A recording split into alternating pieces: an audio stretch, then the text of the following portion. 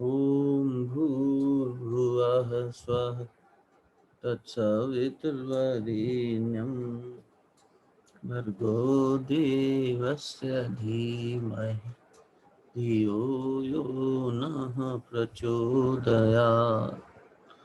ॐ गुरुर्ब्रह्मा गुरुर्विष्णु गुरुरेव महेश्वरः गुरु साक्षात् परब्रह्म तस्मै श्री गुरुवे नमः।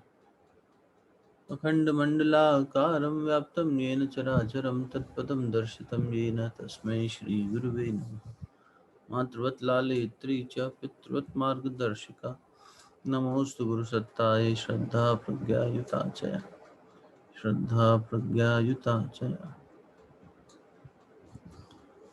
विचार चंद्रोदय ग्रंथ के ग्रंथकार पीताम्बर शास्त्री जी को प्रणाम करते हुए हम लोग अगली कला जो है उस पर बढ़ेंगे। मैं पंचकोश नहीं हूँ, इस पर बात कर रहे हैं। पंचकोश नाम से हम परिचित हो गए हैं तो हमारे लिए आसान भी पड़ेगा, पर फिर भी यदि कोई नया हो, उस दृष्टि से इसे देख रहे हो, तो 5 कोश 3 शरीर का ही एक एक्सटेंशन है। उन 3 शरीरों का फर्दर क्लासिफिकेशन 5 कोशों में कर दिया। तो उसी को पीताम्बर शास्त्री जी अब हम लोगों के लाभ के लिए बता रहे हैं। तो कला क्या कहती है? अथ चतुर्थ कला प्रारंभ। मैं पंचकोशातीत हूँ। पंचकोशातीत हूँ मतलब मैं पंचकोशों से अतीत हूँ, इनसे परे हूँ, है ना। फिर क्या कह रहा है, कला क्या कह रही है? पंचकोशातीत मैं हूँ, अन्न प्राण में, विज्ञान में, आनंद में, कोश नात्मा। नात्मा को कैसे पढ़ेंगे? न आत्मा, जैसे संस्कृत में होता है ना, संधि तोड़ते हैं अपन, गीता पढ़ते हैं, वैसे इसको भी पढ़ेंगे। पंचकोशातीत मैं हूँ, मैं पंचकोशों से अतीत हूँ, अन्न में, प्राण में, मनो में, विज्ञान में, आनंद में, पंचकोश न आत्मा, है ना। ये तो आत्मा, और जो आत्मा के अलावा है वो नात्मा हो गया, न आत्मा। स्थूल देह, अन्नमय कोश, उसमें बता रहे हैं कौन सी देह क्या बनाती है, तो स्थूल देह से अन्नमय कोश हो गया। और जो लिंग देह यानी कि सूक्ष्म देह है, उसमें प्राण में और विज्ञान में चला गया, प्राण में और मनो में चला गया, और विज्ञान में कोश में डाल दिया। और फिर कह रहे हैं कारण जो है वह आनंद में कोश में चला गया। विकारी विनाशी व्यभिचारी ही अनात्मा। कारण आनंदमय कोश, ये कारण, ये कारज जड़, विकारी विनाशी व्यभिचारी ही अनात्मा। विकारी है, विकार होता है इसमें, विनाशी है, इसका विनाश होता है, व्यभिचारी ही वही छोटी मात्रा में उपलब्ध है अधिष्ठान, और अनात्मा आत्मा नहीं है ये। अज चित्त अविकारी नित्य व्यभिचारहीन, पीताम्बर अनुभव करता मैं आत्मा। और फिर मैं जो हूँ अनुभव करने वाला वो आत्मा है, बाकी सब ये अनात्मा है। जैसे अपना वो निर्वाण षटकम है ना, वैसी ही शैली है कि मैं ये नहीं हूँ, मैं तो चैतन्य हूँ, मैं तो चिदानंद रूप हूँ, ऐसे लास्ट में कह दिया मैं वो आत्मा हूँ। पीताम्बर शास्त्री ऐसा जान रहा है। तो अब इसको थोड़ा सा सॉल्व करते, सरल पड़ेगा, मुश्किल नहीं पड़ेगा, उम्मीद करता हूँ। जैसे वही क्रम रहेगा प्रश्नों का कि इसको लॉजिकली एक्सप्लेन करना है एक एक कोश को।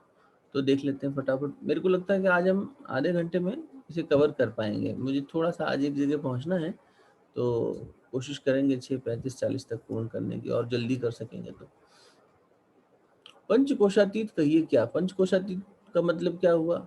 जो आप कह रहे हो मैं पंचकोशातीत हूँ, तो बोल रहे पंचकोशातीत कहने का मतलब ये है कि मैं इससे अतीत हूँ, मैं इससे न्यारा हूँ, जो पंचकोश है इससे अलग हूँ। ठीक बात है। कोश कहिए क्या है? कोश की बताइए क्या है? तो बोले कोश जो है, जो तलवार की म्यान होती है उसे कोश कहते हैं। तलवार की म्यान को कोश समझ लो। धन का जो भंडार है उसको भी ट्रेजर जहाँ छुपाया हुआ होता है या रखा हुआ होता है। और कोशकार नामक कीड़े के ग्रह का, एक कीड़ा होता है कोशकार, उसका घर, वो भी कोश हो गया। तिनकी न्यायी पंचकोश आत्मा को ढापे है, याते अन्नमय आदि आदिक भी कोश कहावे हैं। उसी की तरह तिनके न्यायी, उसी प्रकार पंचकोश आत्मा को ढांपे हैं। अब एक बात यहाँ समझना, ये कह रहे हैं इसी प्रकार पंचकोश आत्मा को ढके हुए हैं, लेकिन यहाँ एक बात बहुत ध्यान से देखना, ये इसको इस तरह समझना चाहिए। कोई चीज जब किसी को ढकती है, हम जैसे रसोई में काम करते हैं तो किसी बर्तन के ऊपर कुछ ढकते हैं, तो एक बड़ा बर्तन रखते हैं ना, बड़ा ढक्कन रखते हैं। जैसे हमने एक दूध का बर्तन रखा है, तो उसके ऊपर जब छलनी रखते हैं तो वो उससे बड़ी होती है ना। प्लेट रखते हैं तो बड़ी होती है वो उससे, लेकिन यहाँ पर इसे आत्मा से बड़ा थोड़ी है, जड़ है ये सब, तो ये आत्मा से बड़ा नहीं हो सकता। तो यहाँ ढांपे शब्द में ये मत समझना कि वो बहुत बड़ी चीज से ढका है, ये यूं है कि जो उसे प्रकट ना होने दे। यहाँ ढांपे शब्द का मीनिंग ये आएगा कि जो उसे प्रकट ना होने दे। जैसे सूरज के समक्ष बादल तो बहुत छोटे हैं, लेकिन बादलों ने उसे ढांप लिया है, वो उसे प्रकट नहीं होने दे रहे। तो सूरज है आसमान में, लेकिन बादलों के होने से ढक गया है। तो उसका ढकना वैसा ढकना नहीं है जैसे अपन कोई बर्तन ढकते हैं, ठीक है। ये ढकना इस तरह का होगा, सूरज और बादलों जैसा। तो ये उसे ढके हुए है। तो प्रश्न का उत्तर दे रहे हैं कि कोश किसे कहते हैं, बोले कोश इस सबको कहते हैं। और जैसे पंचकोश आत्मा को ढके हैं, ये सब म्यान तलवार को ढके है, जो भंडार गृह है वहां पर धन रखा है, वैसे ही आत्मा को पंचकोश ढांपे हुए हैं। इन सबको अन्नमय आदि कोश कहते हैं। तो बोले पंचकोश के नाम क्या है? नाम तो आपको पता ही है, अन्नमय, प्राणमय, मनोमय, विज्ञानमय और आनंदमय। फिर अगला प्रश्न किए कि अन्नमय कोश क्या है? तो बोले माता पिता ने खाया जो अन्न, तिस्ते भया जो रज और वीर्य, तिस करी जो माता के उदर विषय उत्पन्न होता है, फिर जन्म के अनंतर क्षीर आदिक अन्न करी के जो वृद्धि को पावता है, फिर मरण के अनंतर अन्नमय पृथ्वी विषय लीन होता है। ऐसा जो स्थूल देह है सो अन्नमय कोश है। बहुत सरल है, समझ में आ गया होगा। हाँ भैया, पेज नंबर कौन सा बता देंगे प्लीज? ये अपना जो पीडीएफ डॉक्यूमेंट है उसका पेज नंबर 101 है, 101। ठीक है भैया, थैंक यू, जय गुरुदेव। जी, प्रश्न संख्या 84 है और पेज संख्या 101 हो गया है, 101।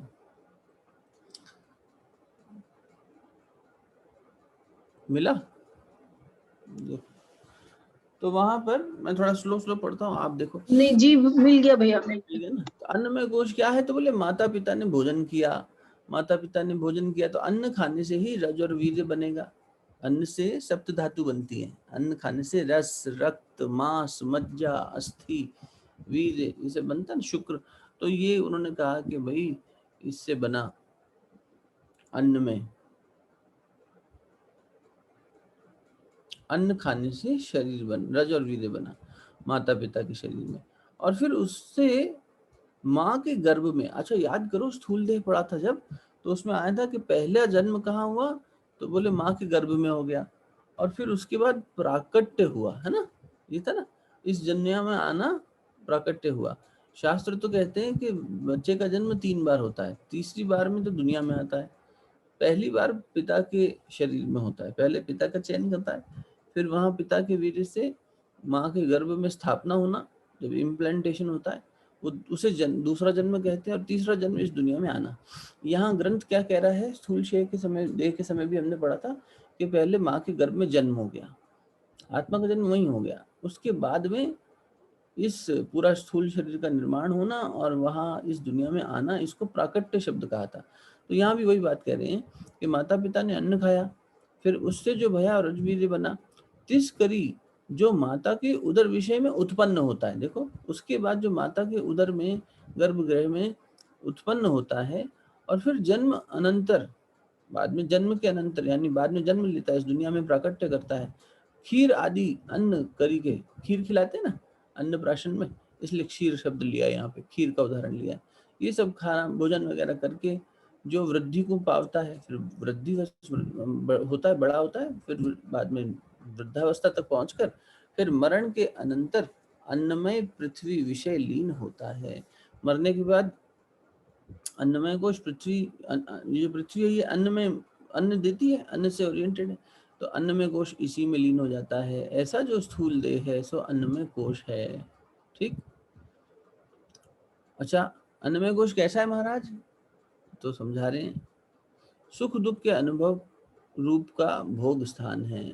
याद है अपन ने पढ़ा था, ये एक स्टेज है रंगमंच जैसा, इसके ऊपर आत्मा जो है वो नर्तकी वाला एग्जाम्पल था कि एक नृत्यशाला है, नृत्यशाला में जो है बुद्धि रूपी नर्तकी नृत्य कर रही है, हैं, और अपने राजा जी बैठे देख रहे हैं, सारी इंद्रियां उनके सेवक हैं और कई सारी हमारी जो वृत्तियां हैं ये सब उसके प्रजा हैं, ये बैठ के देख रहे हैं और एक दीपक है जो प्रकाशित कर रहा है नृत्यशाला को। फिर नृत्यशाला खाली हो गई तब भी दीपक प्रकाशित कर रहा था ना उदाहरण। तो पुराने आपको अगर याद होंगे ठीक से पढ़े हुए, अभी पीछे जो हमने 2-3 दिन 4 दिन पहले पढ़ा है पूरा, तो वो 3 शरीर से ये बड़ा आराम से रिलेट हो जाएगा। कहीं हो डाउट तो पूछ लेना। तो अन्नमय कोश का क्या स्वरूप है? तो बोले वो भोग का स्थान है, सुख दुख का भोग करता है। अच्छा, अन्नमय कोश से मैं न्यारा हूँ ये कैसे जाने, मैं ये नहीं हूँ, मैं इससे अलग हूँ। तो बोले पहली बात तो मरणागत है, अन्नमय कोश स्थूल शरीर है ना, तो ये तो मरणागत है। या तो ये उत्पन्न होगा, नाशवान है, उत्पत्ति होगी, नाशवान होगा, नाश होगा इसका, तो मैं इससे अलग हूँ, ये तो मेरे साथ तो ये लक्षण नहीं है, मैं का लक्षण तो ये नहीं है, मैं तो चैतन्य स्वरूप हूँ, मैं सदा भाव रूप हूँ, ताते उत्पत्ति नाश रहित होने से मैं इससे विलक्षण हूँ, मैं इससे अलग हूँ। या तो ये अन्नमय कोश मैं नहीं और मेरा नहीं, ये स्थूल देह रूप है, मैं इसका जानने वाला हूँ, मैं इसका जानने हारा आत्मा, इस मैं इससे न्यारा हूँ, इससे अलग हूँ। इस रीति से अन्नमय कोश मैं नहीं हूँ, मैं इससे जानने वाला, इससे अलग हूँ। ठीक है, समझ में आ रहा है? कोई दिक्कत तो नहीं आ रही होगी? थोड़ा सा रिकैप भी हो रहा है, एक हम कला को पढ़ते चलते हैं, रिकैप भी जगह। प्राणमय कोश से क्या है? प्राणमय कोश किसे कहते हैं? तो बोले 5 जो कर्मेंद्रियां हैं, अब ये थोड़ा समझ लेना, प्राणमय कोश में कौन कौन सी चीजें आ जाएंगी। तो उन्होंने कहा जो कर्म इंद्रियां हैं, देखो प्राण हमेशा गति करता है, लॉजिक लगाना, रटने की कोशिश मत करना। प्राण हमेशा गति करता है, तो गति करता है, और वही प्राण हमारी कर्मेंद्रियों को, कर्मेंद्रियां याद है ना, हाथ पैर, वाक यानी बोलना, और उदर स्थान उदस्त, और तो ये जननेन्द्रिय हो गई, तो 5 हमारी ये हो गए कर्मेंद्रियां। इनको गति कौन देगा? प्राण देगा, इसलिए वो इसका हिस्से हो गए प्राणमय कोश। इसलिए इन्होंने यहाँ ज्ञानेन्द्रिय नहीं कहा, कर्मेंद्रिय कहा। और कर्मेंद्रिय के साथ साथ 5 प्राण, ये मिलके प्राणमय कोश बन गए। प्राण अपान उदान व्यान समान, उनके वो बता देंगे। 5 कर्मेंद्रियों का, अब क्योंकि हमें पता है इसलिए हम फटाक से बोल जा रहे हैं, मतलब आप लोगों को भी पता ही है, तो ये कोई नए, तो इसलिए लिख रहे हैं कि जिसको कुछ ना पता हो तो सब एक एक एक्सप्लेन करेंगे। 5 कर्मेंद्रियों और 5 प्राण कौन से हैं? तो बोले कर्मेंद्रियां तो जो पहले सूक्ष्म देह में बताई थी वही वाली हैं। 5 कर्मेंद्रियां और 5 प्राण पूर्व सूक्ष्म देह की प्रक्रिया विषय कहे हैं, पीछे उसकी प्रक्रिया बताई थी वही है।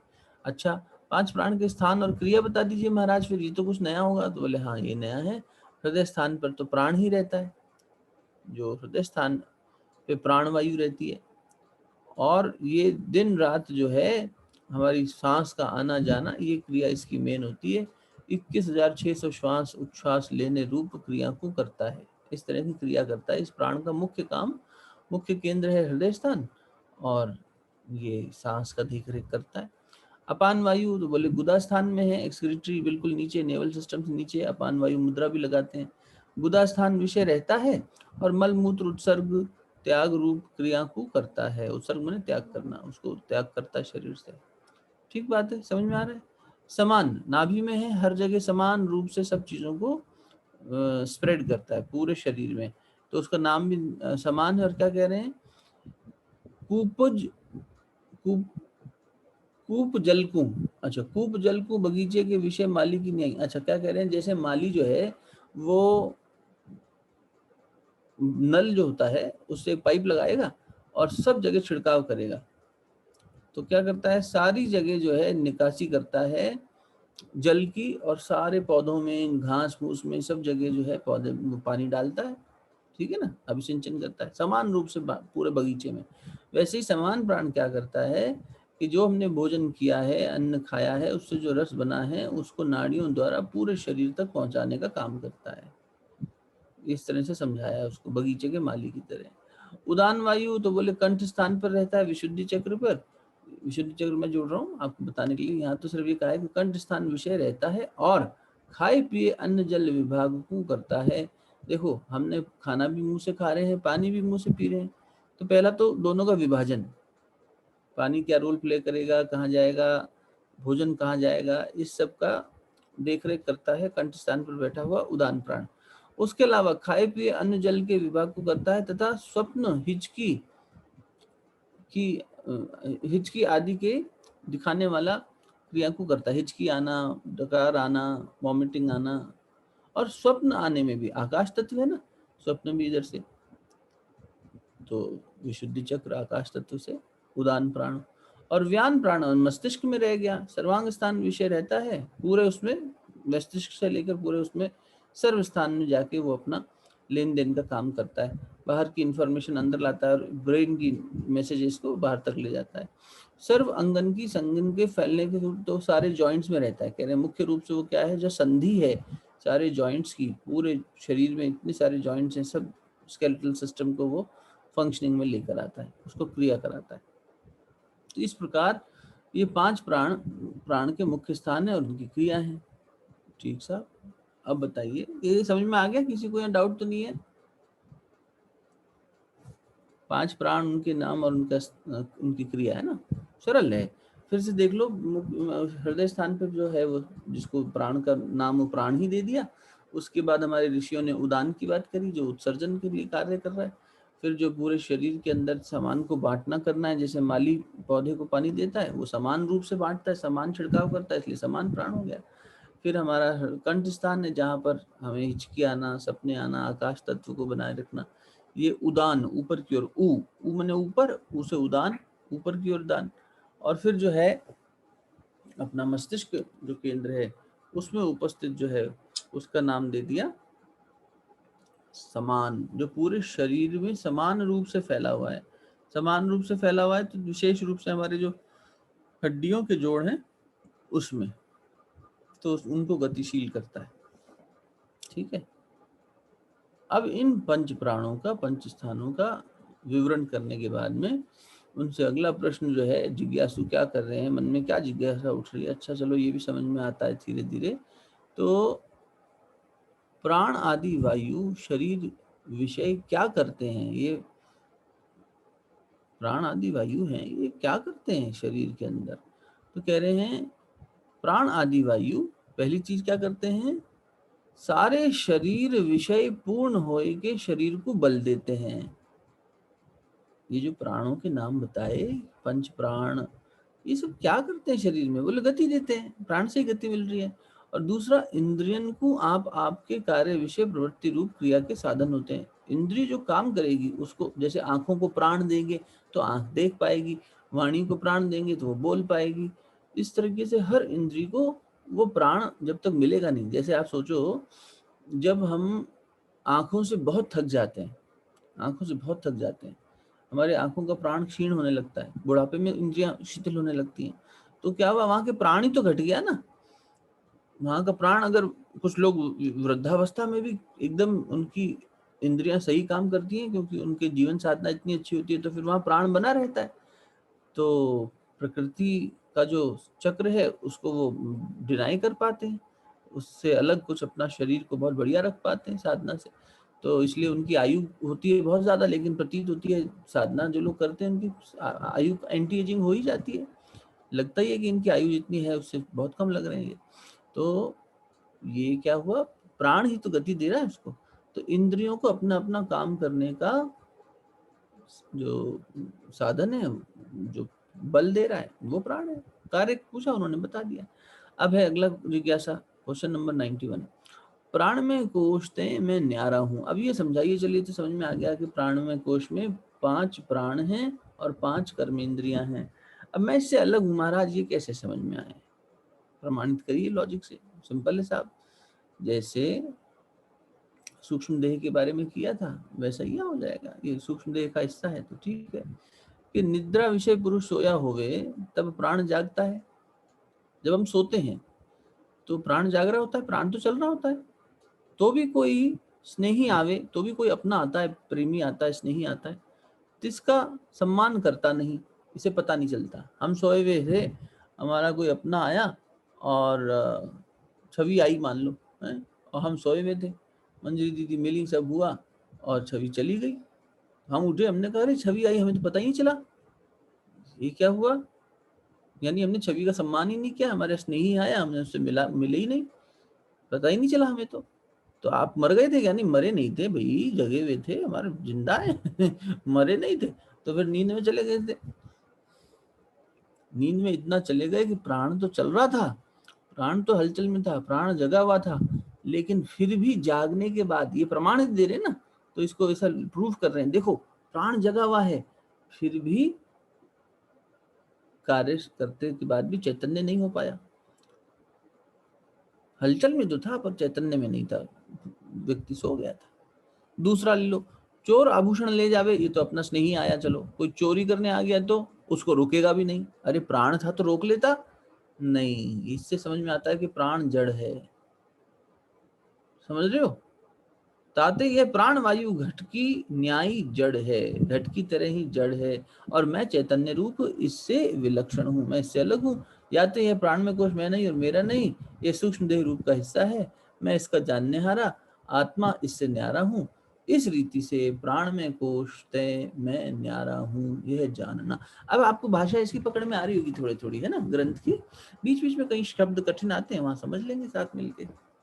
आगे बढ़े। 92 प्रश्न है, मनोमय कोश तो क्या है। अब भाई मनोमय कोश बताइए, आपने अन्न में बताया, प्राण में बताया, और साबित किया कि मैं वो नहीं हूं, तो मनो में भी समझाओ। तो जो वहां तो थी कर्म इंद्रियां, यहाँ आ जाएंगी ज्ञान इंद्रियां। वहां पर था हमारा प्राण, यहाँ पर आ जाएगा मन। मन और ज्ञान इंद्रियां मिलकर मनोमय कोश बनाते हैं। याद करो, सूक्ष्म शरीर पढ़ रहे थे तब भी आया था कि जो ये इंद्रियां हैं, वो मुखौटे वाला उदाहरण, होली पर मुखौटा लगाने से बाहर जो मुखौटे की आंख नाक है वो असली आंख नाक कान नहीं है, भीतर जो देखने वाली है वो असली इंद्रियां हैं, इसलिए सूक्ष्म है हमारी ज्ञान इंद्रियां, और ये भी सूक्ष्म शरीर का हिस्सा है। 5 ज्ञान इंद्रियां और मन, ये मिलके। मन कौन है? मन की परिभाषा क्या थी, कोई जल्दी से बता दो जरा, 1 सेकंड में अनम्यूट करके। वहां था ना, मन की परिभाषा अलग आई थी, बुद्धि की अलग आई थी। फटाक से आंसर आने चाहिए अपने को। विचारों का समुच्चय भैया। क्या जी बेटा? विचारों का समुच्चय। हाँ नहीं, ग्रंथ के हिसाब से क्या परिभाषा है? अच्छा, ग्रंथ की परिभाषा क्या थी? मन की परिभाषा भी बताई थी ग्रंथकार ने, बुद्धि की परिभाषा भी बताई थी, जल्दी बताओ, पीछे का भूलते मत जाओ। संकल्प विकल्प करना और संकल्प विकल्प करना, हाँ रमा दीदी, वो मन है, और निश्चय करना बुद्धि है, ठीक है। जो निश्चय करेगा वो बुद्धि, और जो संकल्प और विकल्प करेगा वो मन। भाई देखो, ये एकदम इसको, ये तो अपना जीवन का अनुभव है ना, इसलिए इसको रटना थोड़ी है, सरल है। मन क्या कर रहा है हमारा? संकल्प भी ले रहा है, विकल्प भी ले रहा है। जो जो सत्ता विकल्प और संकल्प में लगी हुई है मन, उसे कह दिया। वहां वृत्ति शब्द आया कि जो वृत्ति संकल्प और विकल्प कर रही है वो मन है, और जो वृत्ति निश्चय ले रही है यानी डिसीजन ले रही है वो बुद्धि है। चलो आओ, अब क्या कह रहे हैं, मनोमय कोश क्या है? तो बोले ये मन था संकल्प विकल्प करने वाला, और उसके साथ जुड़ी हुई ज्ञानेंद्रियां। तो बोले 5 ज्ञानेंद्रियों का नाम बता दो।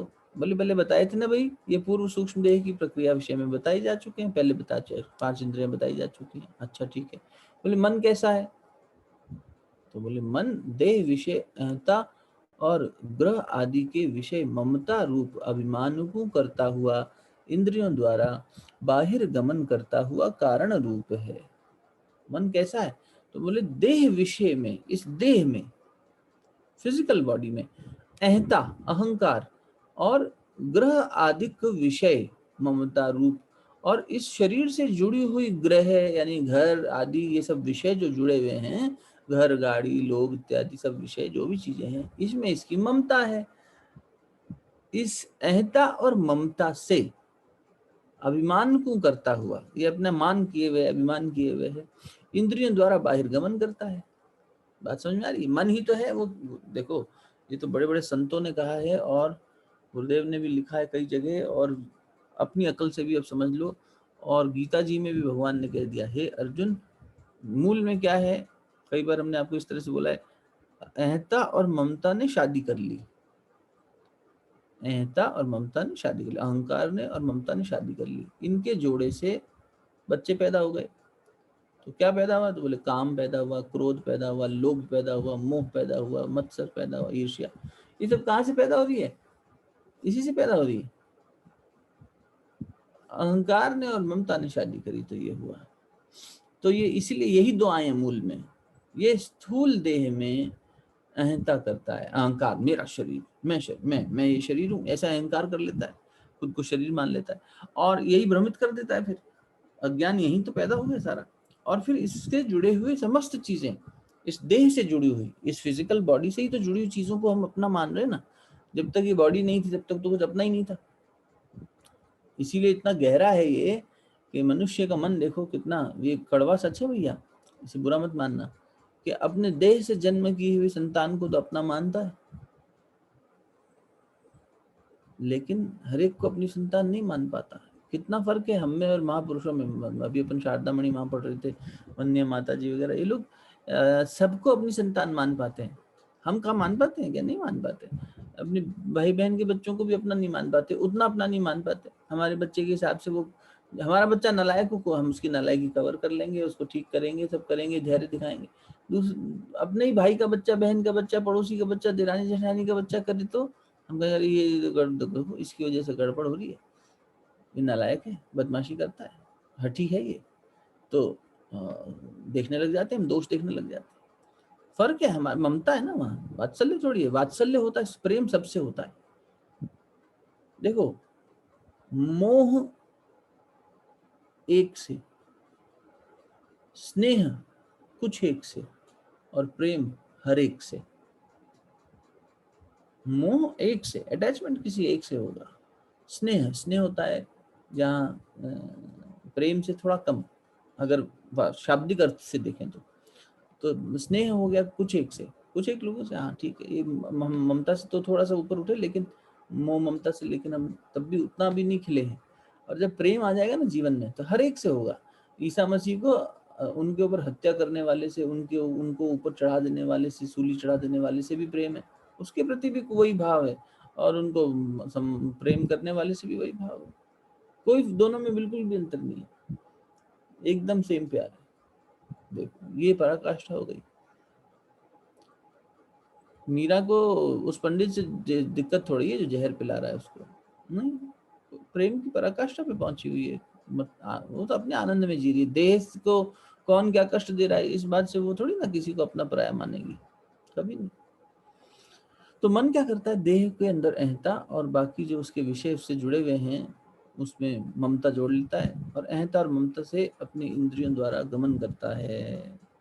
इन जो ज्ञान इंद्रियां हैं इनसे गमन करता है। ठीक है, फिर एक दो प्रश्न और ले लेते हैं, समय भाग रहा है। मनोमय कोश ते मैं न्यारा हूँ, यह किस रीति से जानना, इससे मैं अलग हूँ, ये कैसे जाने? तो बोले बड़ा सरल है। पहले भी बात हुई थी कि जो इसके अंदर हलचल उठती हैं, वृत्तियां उठती हैं, वो थोड़ी देर उठती हैं फिर चली जाती हैं, बनी थोड़ी रहती हैं। तो जैसे मेरे को फोन भी आ रहा है, एक मिनट रुकिए। हाँ जी प्रधान साहब, नमस्कार जी।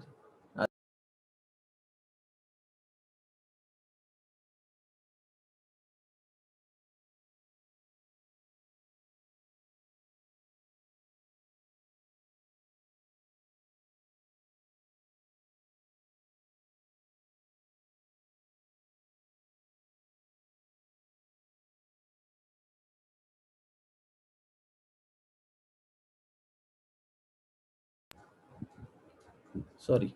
तो उन्होंने कहा कि जो जिस प्रकार की वृत्तियां हमारे में आती जाती रहती हैं और टिकती नहीं है, तो जो अपना होता है वो टिकता है, जो नहीं टिक रहा है वो टेम्परेरी है। तो भैया वो तो लॉजिक अपन पहले ही बैठा चुके हैं। तो उन्होंने कहा काम क्रोध के एग्जाम्पल से मनोमय कोश क्या है, मतलब मैं इससे न्यारा हूँ, ये कैसे समझ में आए? तो बोले काम क्रोध आदि वृत्ति युक्त होने से मन नियम रहित स्वभाव वाला है, तातें विकारी है, इसमें विकार पैदा हो रहे हैं। देखो जिस चीज में हलचल आएगी वो विकार उसमें आ रहा है ना, विकार यानी बदल रहा है, वो एक रूप में नहीं रह रहा। जबकि आत्मा का स्वरूप क्या है, बोले वो विकार रहित है, उसमें कुछ हलचल ही नहीं है, वो तो स्थिर है। ठीक, वही कह रहे हैं, मैं सर्ववृत्ति सब वृत्तिन का साक्षी निर्विकार हूं। मैं तो इनको देख रहा हूँ, इन वृत्तियों को मैं देख रहा हूँ। हाँ, मेरे को गुस्सा आ जाता है, हम कहते भी हैं ऐसा, बोलचाल में भी इतना है, समझ में आ रहा है, मुझे गुस्सा आ जाता है, मेरे में ना इच्छा पैदा हो जाती है, फिर इच्छा पूरी भी हो जाती है तो शांत हो जाती है। तो यानी वृत्ति आई और वृत्ति शांत हो गई। तो सारी वृत्तियों को मैं देख रहा हूँ, मैं उसका देखने वाला हूँ, निर्विकार हूँ। तो इस आधार से समझ में आ गया, यातें देयरफॉर ये मनोमय कोश मैं नहीं और मेरा नहीं, ये सूक्ष्म देह का है, मैं इसका जानने वाला हूँ, आत्मा हूँ, इससे न्यारा हूँ, इस रीति से मैं मनोमय कोश नहीं हूँ, ऐसा जानना। सरल है ना, मुश्किल नहीं है। ऐसा तो नहीं है कि मैं समय के अभाव में भाग रहा हूँ तो आप लोग को बेयर करना पड़ रहा है। मुझे लगता है समझ में आ रहा होगा। विज्ञान में कोश क्या है, बोले विज्ञान में कोश अब क्या बचा, तो 5 ज्ञान इंद्रियों सहित तो बुद्धि जब लग जाएगी तो विज्ञान में कोश। देखो ये थोड़ा नया बातें हैं, इनको इसलिए रोक देता हूँ यहाँ पे और जोर दे देता हूँ कि भैया पहले हमने देखा कि कर्मेंद्रियां और 5 प्राण मिले थे, उससे प्राण में कोश बना, फिर ज्ञानेंद्रियां और मन मिला तो उससे मनोमय कोश बना। अब जो बुद्धि थी जो निश्चय करती है, मैं बना वहीं आ गया ना, वहां भी आ गया, निश्चय करेगी, मैं क्या हूँ का सही निश्चय कर लेगी, तो विज्ञान में कोश में ही सोते समय जब हम जाग रहे हैं भी दृष्टा भाव में चीजों को देख रहे हैं, उठने के बाद कह रहे हैं नींद अच्छी आई, नींद अच्छी नहीं आई इत्यादि, तो ये क्या है, जो साक्षी था वो उपस्थित था ना। विज्ञान में कोश को इसी से समझते हैं हमेशा, इस उदाहरण से।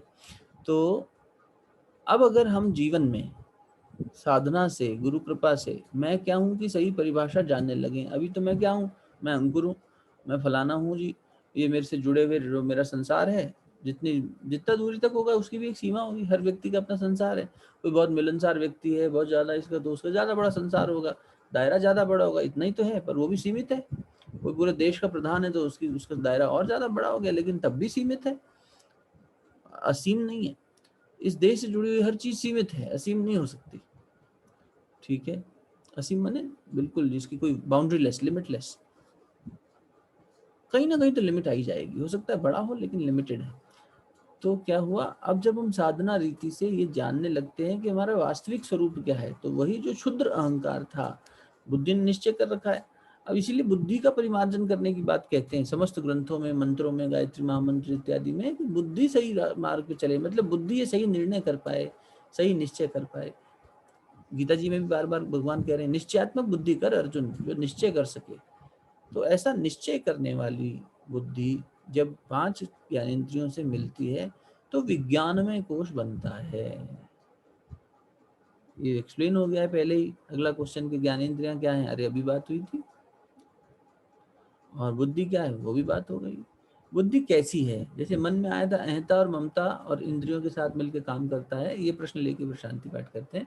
बुद्धि कैसी है, तो बोले सुषुप्ति के विषय, सुषुप्ति विषय सो रहे हैं जब, चिदाभास युक्त बुद्धि विलीन हो जाती है, निश्चय नहीं कर पा रही ना, सुषुप्ति के समय पे चिदाभास नहीं है, बुद्धि भी विलीन हो गई। जागृत विषय में नख के अग्रभाग से लेकर शिखा तक, यानी नाखून से लेकर सर की चोटी तक, शिखा पर्यंत शरीर विषय व्याप्ति की, इस सब जो कर्ता रूप है, इसे वर्तती है, इससे बरतती है, बरतती हुई जो कार्य हो रहा है इससे वर्तन करती है, लेन देन करती है, व्यवहार करती है, वो बुद्धि ऐसी है। ये बुद्धि का कर्ता रूप है। इसको और गहराई से कल समझ लेंगे, थोड़ा इसमें समय देना होगा 2-4 मिनट का डिस्कशन का, तो इसको कल समझ लेंगे। फिर भी बुद्धि क्या है, उसके बाद फिर ये विज्ञान में कोश मैं नहीं हूँ, इसको एक्सप्लेन करिए, ये कर देंगे। और आनंद में कोश, तो ये कला जो है एक तरह से पिछली कला का ही एक एक्सटेंशन है। फिर आनंद में कोश भी मैं नहीं हूँ ऐसा स्थापित हो जाएगा, मैं उससे न्यारा हूँ, मैं उसे देखने वाला हूँ। फिर उसके बाद इसको समापन करके ये कला समाप्त, बहुत छोटी कला है। फिर 5वीं कला आएगी कि 3 अवस्था का मैं साक्षी हूँ। फिर उसमें जो हमारी अवस्थाएं हैं उसका मैं साक्षी हूँ, ये बात आ जाएगी। त्रिपुटी, तो वहाँ कुछ नई चीज़ें आएंगी सारी, उसको फिर पढ़ेंगे। तो कल हम ये कला भी पूरी कर लेंगे, अगली कला भी स्टार्ट कर लेंगे, ठीक है। अभी के लिए शांति पाठ करते हैं। कोई प्रश्न तो क्षमा करना, आप अलग से पूछ लेना। अभी एक सुबह का ही मिल पाया समय, तो इसलिए सुबह ही तय कर लिया था, अभी निकलना हो रहा है, ठीक है।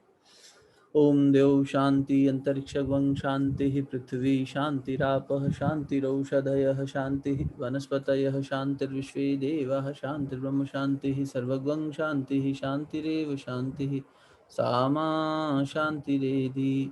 ओम शांतिः शांतिः शांतिः सर्वारिष्टसु शांतिर्भवतु। बहुत बहुत प्रणाम, धन्यवाद।